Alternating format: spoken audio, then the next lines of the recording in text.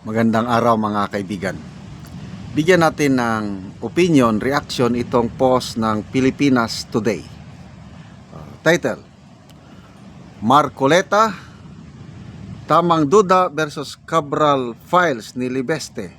Official records ilantad.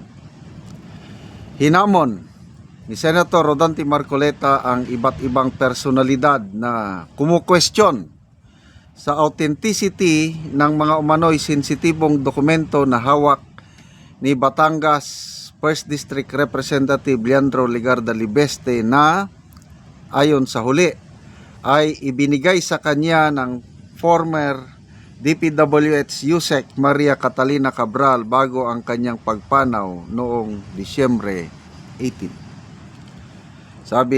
Ito ang payag ni Marcoleta, Senator Marcoleta. The documents released by Representative Libeste raises serious and legitimate questions that cannot be dismissed outright. Malacanang's attempt to dismiss the documents as hearsay misses the point. If the documents are wrong, then release the official records.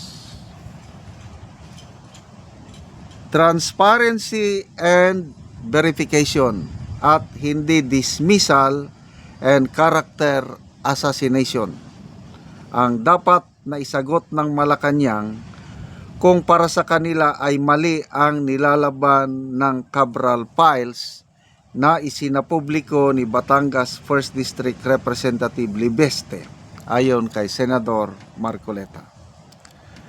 Hamon ni Marcoleta, ilabas ng gobyerno ang official records ng files ni Libeste na ayon sa kongresista ay ibinigay umano ng manamayapang Yusek Cabral upang malaman ng taong bayan ang katotohanan sa likod ng infrastructure allocations ng mahigit 3.5 trilyong pondo sa iba't ibang distrito at probinsya.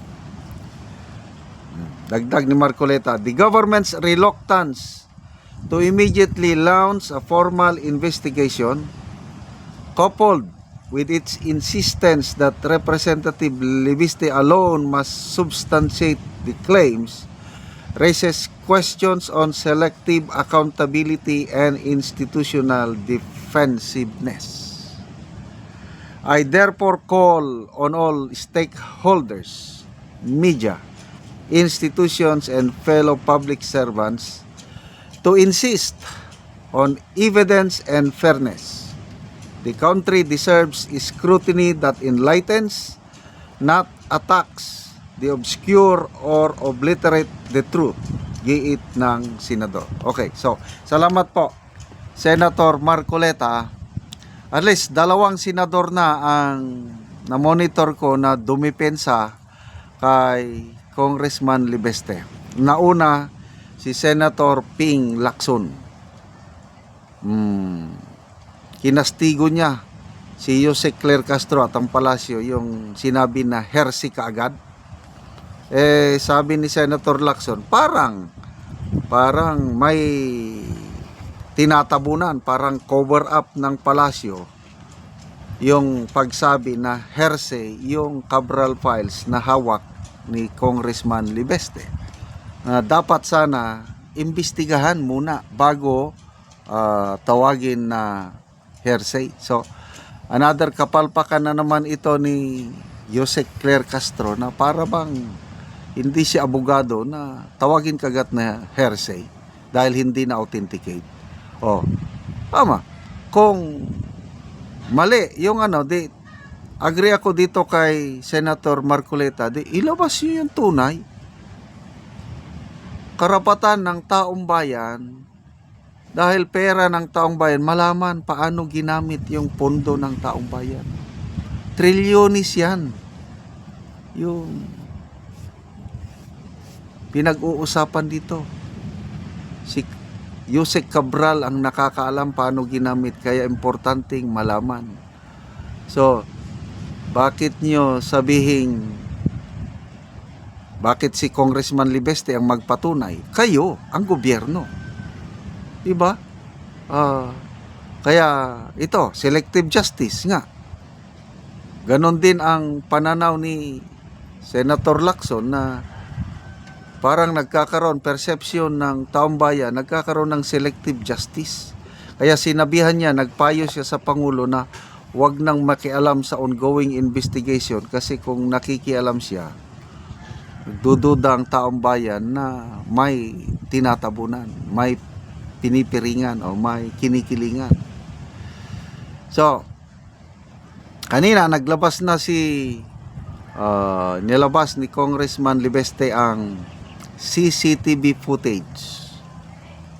Yung pagbisita niya sa opisina ni Yusek Cabral noong September 4. Para pabulaanan, pasinungalingan yung kumakalat na naratibo na pinilit kuno. Puwersahang kinuha kuno ni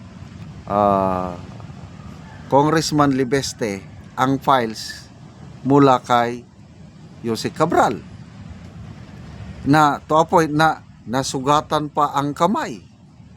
Paano masugatan ang kamay? Napapil man lang yung pinag-uusapan. Imposibleng masugatan ang kamay mo sa bond paper. Maliban lang kung may hard object na pinag-aagawan. But klarong-klaro doon sa CCTV footage, pinalabas ito ng 24 oras sa GMA News. Kalmado. Yung dalawa, kitang-kita si Congressman Libeste lumabas sa opisina ni Yusek Cabral papunta sa isang another office. Sumusunod si Yusek Cabral. Pagkatapos lumabas silang dalawa, hawak-hawak na ni Congressman Libeste ang papel, yun na yung file siguro, at nag-uusap silang dalawa ni Yusek Cabral na para bang nagpapaliwanag si Yusek Cabral. So walang puwersahan. So character assassination yung ginagawa ng Malacanang. Kasi natatakot sila dahil nadadamay sila yung laman ng Cabral files dahil nandun First Lady Lisa Araneta Marcos, nandun ang singit ni ES. Sino bang ES? Nandun ang siningit ni SAP. Sino yon? Special Assistant to the President. O pwedeng Secretary Amina Pangandaman. O according to Senator Lacson, may 5 cabinet members na kasama doon sa Cabral files. Kasi si Senator Lacson may hawak na rin siya sariling Cabral files. Salamat sa inyong pagsubaybay mga kaibigan sa channel na ito.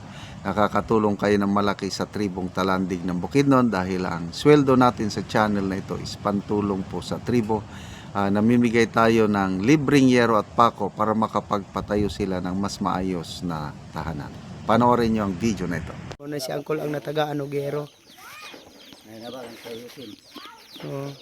Salamat daw nga tabangan siya og sin. Sandig. So bisandig lang ni Angkol ang yero. So muna ni ang itsura sa iyang balay. O karon mo na ni ang itsura sa balay ni Angkol sa tagaan ng Bugero. So mga buslot-buslot na gyud gipang tapakan lang gani ang uban. Tapak-tapakan ko rin. Makita gid nato nga kuan gid kaayo ang iyang hero.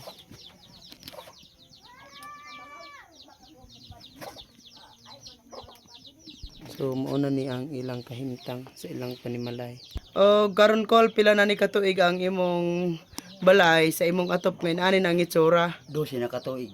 12 na katuig. Kay kuan natay mga kortahan igo naman sa pagkaon. Basta nga daot na ng mga tin. Oo, so lagid ka nakaatop. Awa tama wa ko makaatop. So unsa ra day imong trabaho Kol? Mais. Mais lang. So gabasok lang gyapon. Gabasok. So naa kay estudyante Kol wala?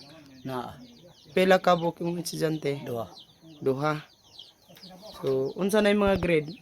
Grade 5 o grade 6. Grade 6 o grade 5. So kuan gid Kol ba? Taman lang gyud sa estudyante ang imong kwarta. Garis mga pagkaon. Galisod gani mo sa inyong pagkaon Kol. salamat Ginoo nga sa pagtabang sa sin. Oo nga kwan. So naa pa kay asawa karon Col? Naglakaw man siya, nag-approve ng pass, hindi na to siya mag Oo, so nakalakaw siya. So ikaw lang karon ang nabilin sa balay. Oo, Oo. siguro. So nagpasalamat si Uncle sa Ginoo sa nagtabang sa sin nga makaatop na gid siya. Salamat kay Col. Salamat.